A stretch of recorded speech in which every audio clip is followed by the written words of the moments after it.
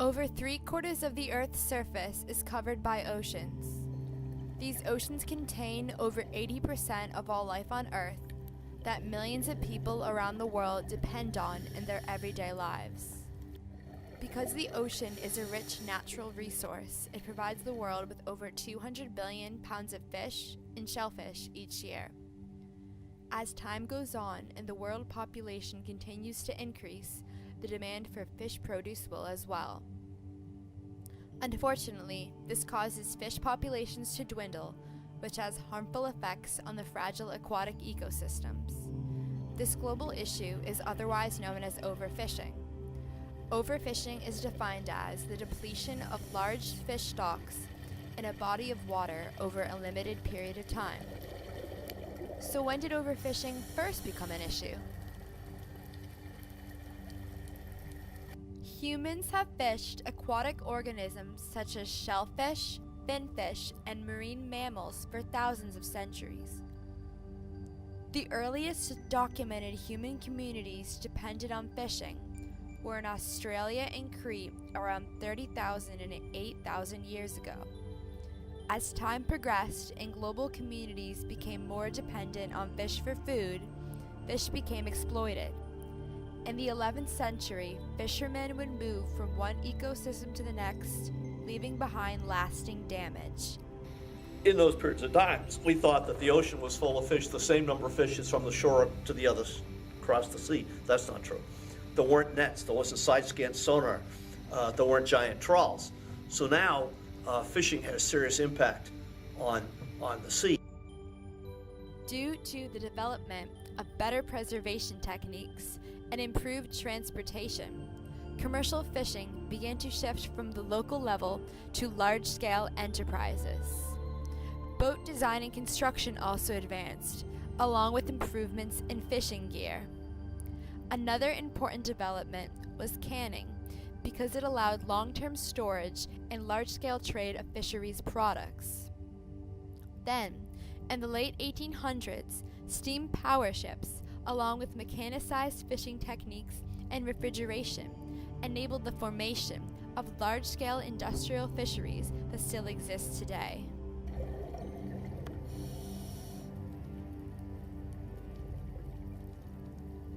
Cod. The cod fisheries have collapsed off New England, and it's a terrible, terrible situation. I was just reading an article today also that shark and rays are also collapsing due to overfishing, and because especially sharks are apex predators, there are fewer numbers of them and they breed more slowly. To take down a lot of them is going to destroy the food chain and their ability to survive in the ocean for a long time to come.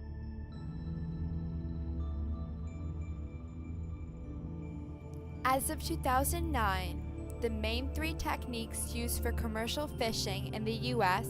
are trawling, which includes both bottom and mid-water trawling, perch seine, and pot and trap.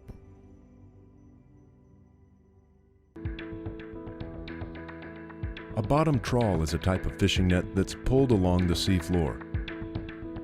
Fishermen commonly use bottom trawls to catch shrimp and bottom-dwelling fish like halibut and sole.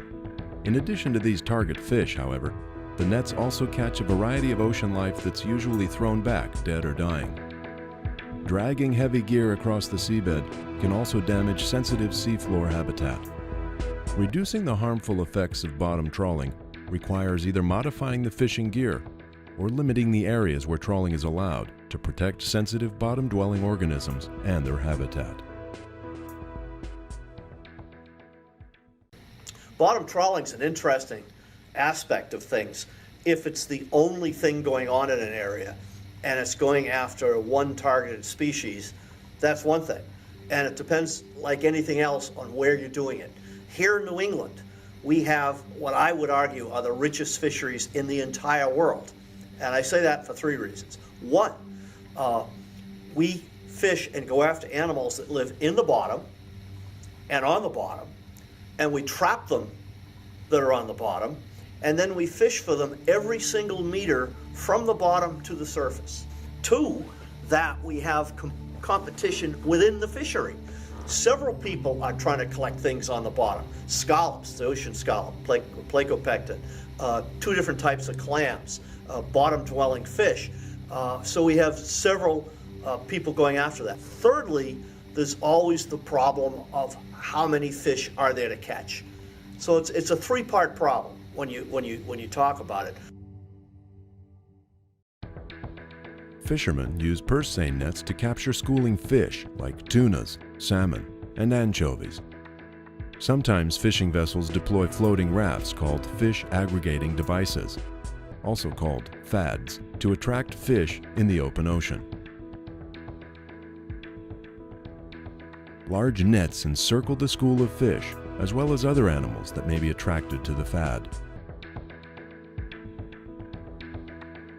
The bottom of the net is drawn shut to prevent the fish from escaping, and then the nets and the fish are gathered into the fishing vessel.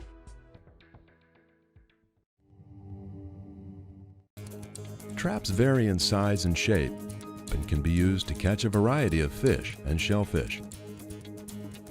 They're weighted to rest on the sea floor and are often attached to one another to form a chain. Traps have funnel-shaped doors that lead to the bait. They may also have an additional small door that allows fish or lobsters below the legal catch size to escape. When traps are used in appropriate habitats, there are few conservation concerns with this fishing method. What fishing method do you think is most harmful to the environment? It's probably the bottom trawl here in New England is harmful to that environment. Bottom trawling does the most physical damage that you go out and film. But only if you're going to be going after other species.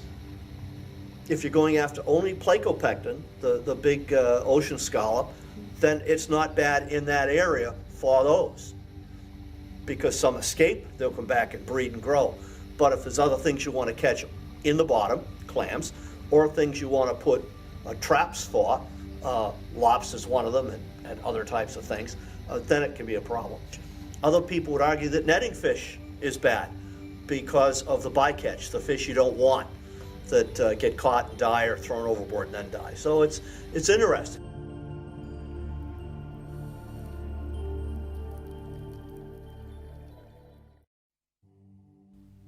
In 1976, the Magnuson-Stevens Fishery Conservation and Management Act, the MSA, was enacted to manage the fisheries and promote conservation. The act created 8 regional fishery management councils, and in 1996, the act was amended, focusing on rebuilding overfished fisheries, protecting essential fish habitats, and reducing bycatch. Bycatch is defined as unwanted marine organisms that are caught in nets while fishing for another species. In 2006, Republicans and Democrats, led by Senator Stevens, worked together to strengthen the MSA by requiring managers to set science-based annual catch limits that do not allow overfishing. Also, the National Marine Fisheries Service, NMFS, believe that rebuilding all U.S. fish populations would lead to a $31 billion increase in annual sales and support for 500,000 new jobs in the U.S. And now there's a number of fisheries rules and regulations that get updated every year through NOAA, the National Oceanographic and Atmospheric Administration. The huge ships today use sonar technology and GPS systems to quickly locate schools of fish. The fish nets that are employed can reach 200 meters deep, and every year, the amount of area covered by fishing is twice the size of the United States. The huge commercial fishing ships have processing, packaging, and freezing systems to store the fish, and only when the ships are full do they have to make a stop on land. Because the fishing nets are so large and are employed at a certain size to catch a certain type of fish, other fish of similar size or larger are often entangled in the nets, a practice called bycatch. Unfortunately, a quarter of the fish caught are thrown away due to unintentional catching, lower quality, or size.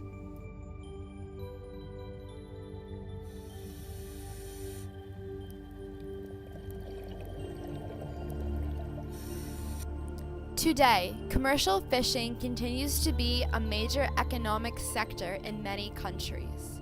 In addition to the large worldwide value of the catch, approximately 36 million people are employed in both the capture and the culture fisheries. Given the current rate at which the fishing industry is fishing, all the fish could be wiped out from the ocean by 2050. We are getting almost half of the world's fish now from aquaculture. When it's done in a sane, sensible, scientific manner, aquaculture can be good. When it's not extremely well managed and well run, it can be awful. For instance, hundreds of thousands of acres of mangrove have been ripped out to put in shrimp farms.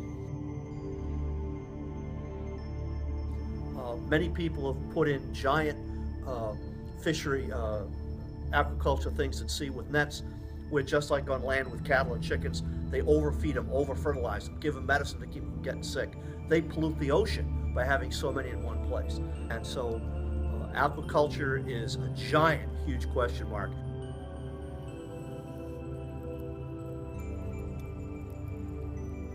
So there's 5 things about sustainable fisheries. One is pollution. That's caused the worst problems at sea for fish that are reproducing. They start as a larvae and they have to grow up, and they're very susceptible to things. And then those that actually inhale toxins. The second is destruction of habitat. Many of our sea creatures come to shore to breed in a salt marsh. We've destroyed a lot of the marshes. We've ruined a lot of the bays. We have a special area of critical environmental concern for Pleasant Bay at Cape Cod, a huge estuary. The third thing is we don't know how many fish are taken by recreational fishermen. Along any shore you see a lot of dead fish, and they're ones that people catch and leave behind. We shouldn't do that. Then the other thing comes down, it's a 2-part answer, is fishing at sea commercially. The local boats take most of the heat because they're the fishermen you see. It's the offshore boats, because they may be international, aren't. And they can sweep the sea clean with nets bigger than this whole building. Overfishing has continued to grow as a major problem in the past decade, and its adverse effects on the environment has expanded due to a lack of public awareness. Although the government has implemented laws to prevent overfishing, it has not stopped illegal fishing and unsustainable harvesting that still plagues the industry today. Also, add overfishing to pollution, climate change, habitat destruction, and acidification, and a picture of a system in crisis emerges. So in order to limit the negative effects of overfishing, not only must the regulations become stricter, but other global environmental problems must be taken into consideration. The future to preserve the biodiversity of our oceans now lies in our hands. To see what's ahead of us. Overfishing. How long until we run out of fish? Well, in today's video, we're reflecting on a global phenomenon that impacts us all. Overfishing. What if?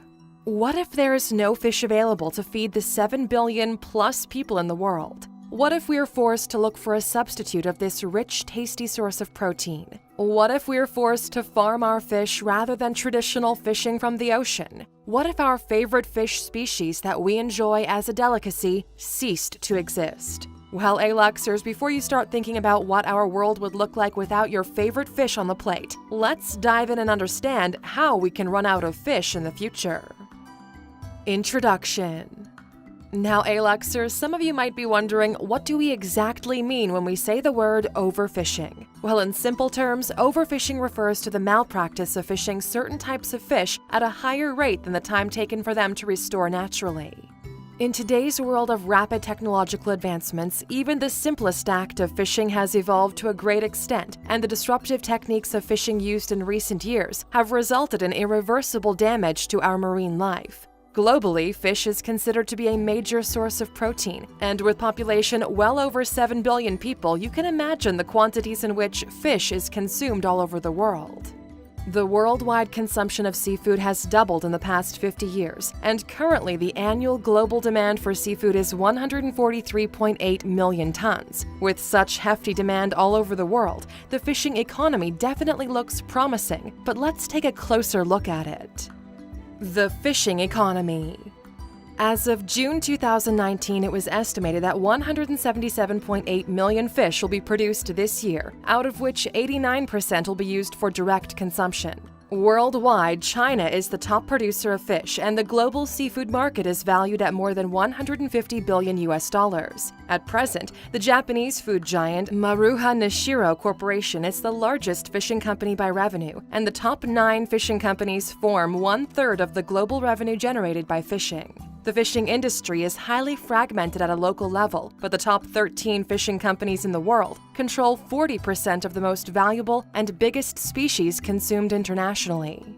Platinum arowana is the most expensive fish in the world and is valued at $400,000. With such a high market value for a single fish, you can imagine how aggressive the fishing economy is right now. So now, let us try to understand what techniques the leading fishing companies are using to control global sales. Disruptive fishing techniques. The advancement in technology and the changing global consumer taste has led to numerous disruptive fishing techniques that have created an imbalance in various fish ecosystems. One such practice is shark finning. Shark finning is a technique in which the fins of a shark are cut and separated from the body and used for sale as a delicacy. After the fins are removed, the sharks are alive but unable to swim in the oceans properly, and this severely affects their survival. Technological advancements have also resulted in improved fishing nets and large-scale fishing hulls, powered by heavy-duty engines that can catch fish way more effectively than the age-old methods of fishing hooks. Many of the advanced technologies that are used for fishing at an industrial level, like radar, sonar, or the use of helicopters, were actually developed for warfare and today are being used on a daily basis for fishing in the deep seas. Another such practice is bottom trawling, in which large weighted nets are dragged on the ocean floor, sweeping up any ocean habitat that comes in its way. This practice is considered to be one of the most aggressive means of fishing and results in harm not only to the fish but also to other oceanic habitats like deep-sea coral. Many deep-sea coral structures found in various parts of the world date back thousands of years and form the pillars of the oceanic ecosystem, and a single swipe of the heavy metal trawler is sufficient to wipe away its existence. The advancement in technology of fast freezing and processing has also encouraged these disruptive fishing practices, because it's now possible to rapidly process your catch while still at sea and transform it into ready-to-cook fish. In fact, many industrial haulers used for catching tons of fish in the deep seas are equipped with onboard processing machinery that increases the efficiency of the fishing process. Now, we're not totally against these technological advancements, but hey Luxers, do you think we have a right to encroach the oceans and destroy the natural ecosystem just to satisfy our own food fantasies? Well, just like all of us, there are a few others who think and act differently and are investing more in sustainable technology for a better fishing industry. So now let's explore what all these alternatives look like. AQUAPOD Fish Farm. The idea of fish farming is not a new one to the fishing industry. There are several near-shore fish farms that are located on the coastal areas of major fish-consuming countries like China, and half of the fish we consume at present are farmed. But similar to the disruptive techniques we discussed before, these near-shore fish farming techniques are harmful for the fish ecosystem.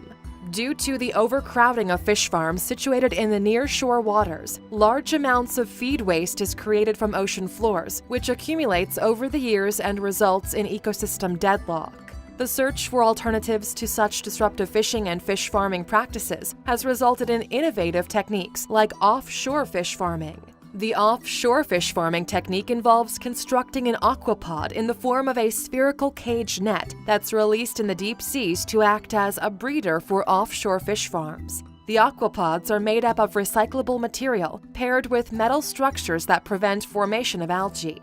Unlike the near-shore fish farming, this technique helps in breeding fish in their natural habitat and avoids overcrowding or polluting the near-shore waters, as a result of which it helps in balancing the ocean's ecosystem without compromising on the quality of the fish produce. These aquapods are considered to be the future of fish farming, and powered by GPS and AI could also be mobilized in deep water.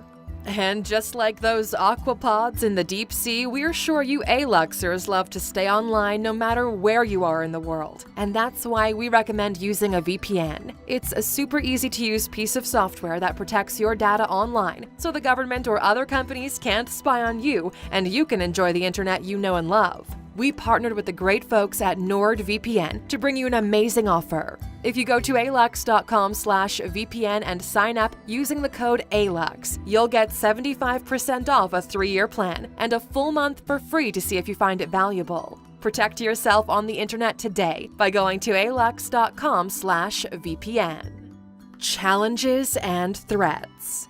Technological advancements like fish farming have helped us in meeting the ever-rising worldwide demand for fish, but the continuance of disruptive fishing techniques can in fact lead us to a day where we will run out of naturally produced fish. The ocean habitats have thrived over a period of thousands of years, and with the present scale of adverse deep-sea fishing practices, it would be impossible to restore it to normal. Although tech entrepreneurs and enthusiasts are investing in more sustainable fishing techniques, it's also the responsibility of governments to put a check on overfishing practices in their oceanic borders. The top fishing companies in the world have signed the Seafood Business for Ocean Stewardship initiative that aims at ending unsustainable fishing practices, but it will take a lot of innovation to fulfill this aim in the near future. Even as individuals, we have a responsibility of choosing better seafood options in order to avoid the extinction of particular species of fish.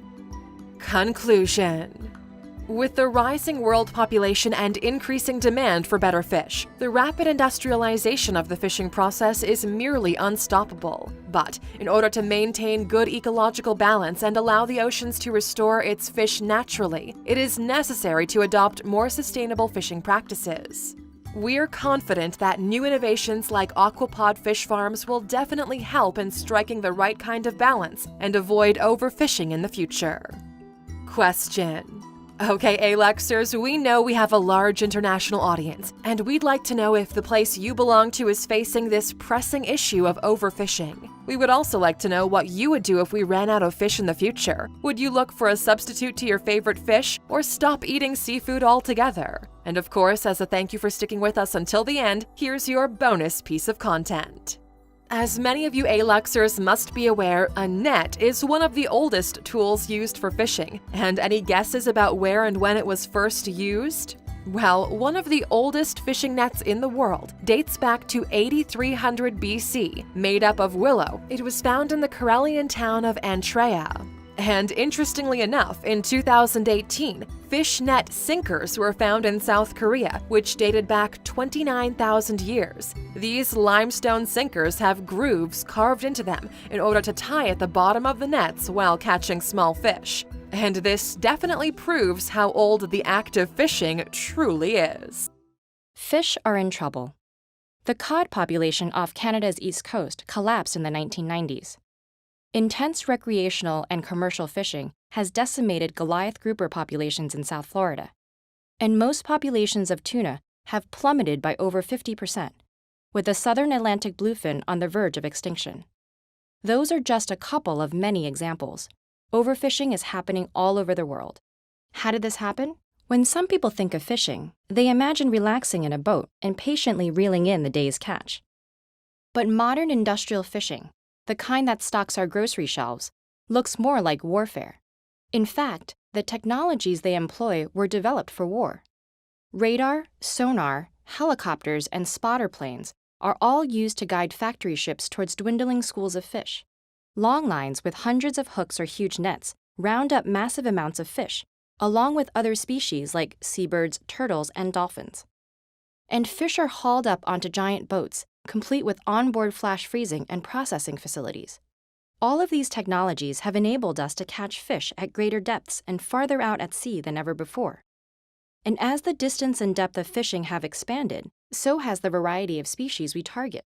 For example, the Patagonian toothfish neither sounds nor looks very appetizing, and fishermen ignored it until the late 1970s.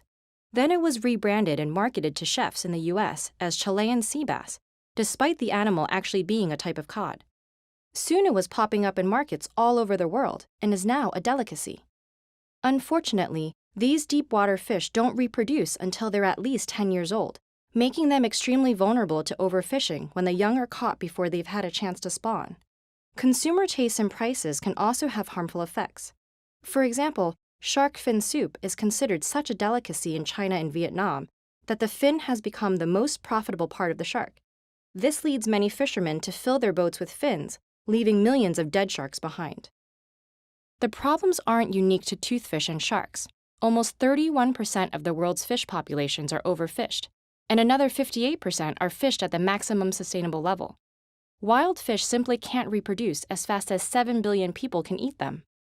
Fishing also has impacts on broader ecosystems. Wild shrimp are typically caught by dragging nets the size of a football field along the ocean bottom, disrupting or destroying seafloor habitats. The catch is often as little as 5% shrimp. The rest is bycatch, unwanted animals that are thrown back dead. And coastal shrimp farming isn't much better. Mangroves are bulldozed to make room for shrimp farms, robbing coastal communities of storm protection and natural water filtration, and depriving fish of key nursery habitats. So what does it look like to give fish a break and let them recover? Protection can take many forms. In national waters, governments can set limits about how, when, where, and how much fishing occurs, with restrictions on certain boats and equipment. Harmful practices such as bottom trawling can be banned altogether.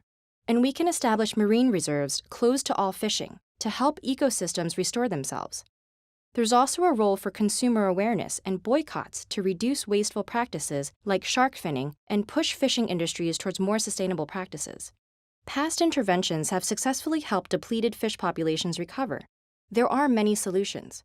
The best approach for each fishery must be considered based on science, respect for the local communities that rely on the ocean, and for fish as wild animals. And then the rules must be enforced. International collaboration is often needed too, because fish don't care about our borders. We need to end overfishing.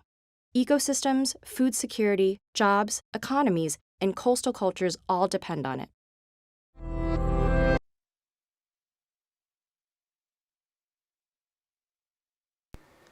The Philippines is well known for its very rich biodiversity. According to the Convention on Biological Diversity, the Philippines is one of the 18 mega biodiverse countries in the world, containing 2/3 of the Earth's biodiversity.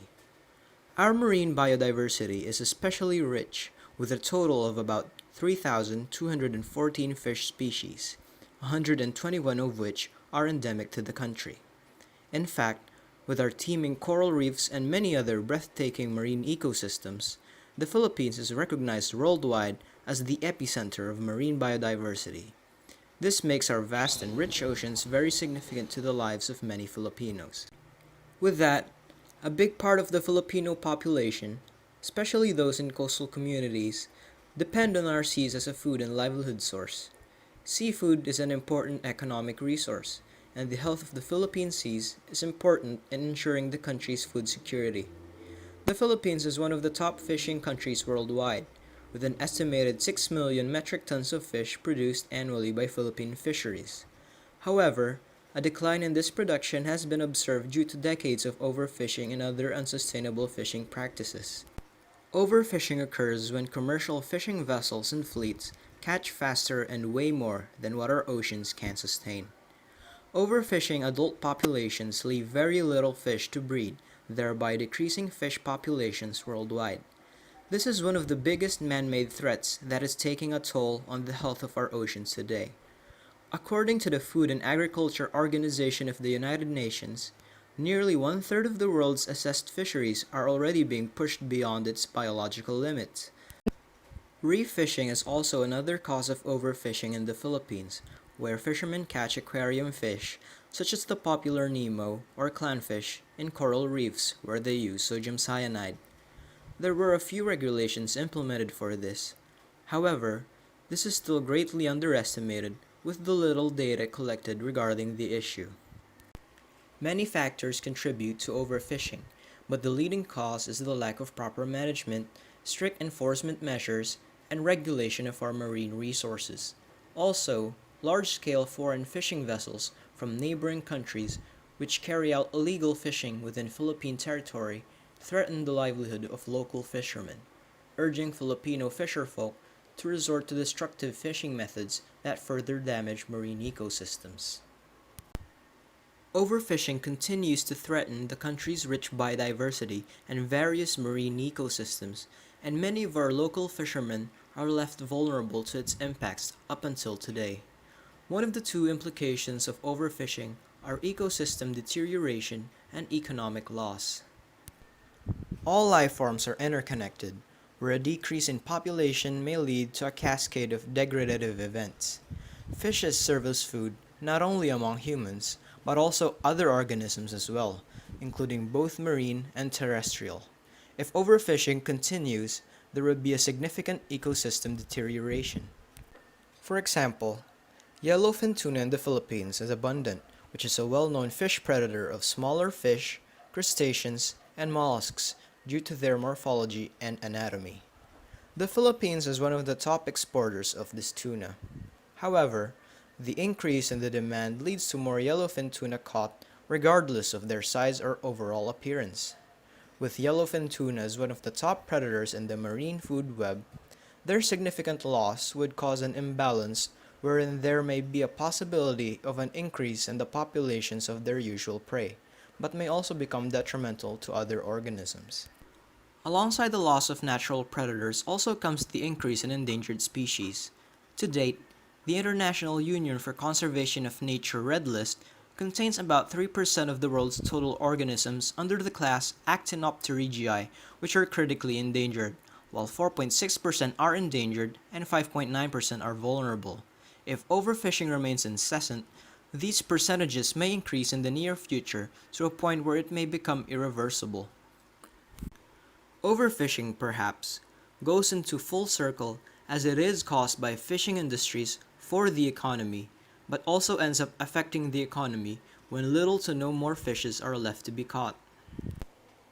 As an archipelago, many communities in the country rely on fishing as their livelihood. An increase in the demand for fishing results in a significant decrease in the fish population as shown by the decrease in the number of fishes caught. From 2010 to 2017, there was a decrease in some of the top fishes caught. 27% for galunggong, 17% for tulingan, and 17% for alumahan just among municipalities. However, for commercial fishing, a total of 29% decrease was observed wherein galunggong decreased by 34% and tulingan by 18%, still between 2010 and 2017. Approximately 75% of the Philippine waters have already been overfished, with thousands, if not millions, of families relying on fishing as their main source of income. If the number of fishes continue to decline, there will be many more mouths to feed. The ultimate solution to overfishing in the country is the imposing of strict fishing regulations. As mentioned, although the government has introduced a new fisheries code, results cannot be felt because of the lack of its serious enforcement. Rare Philippines, a conservation organization, have taken unique steps into making these plans into full fruition.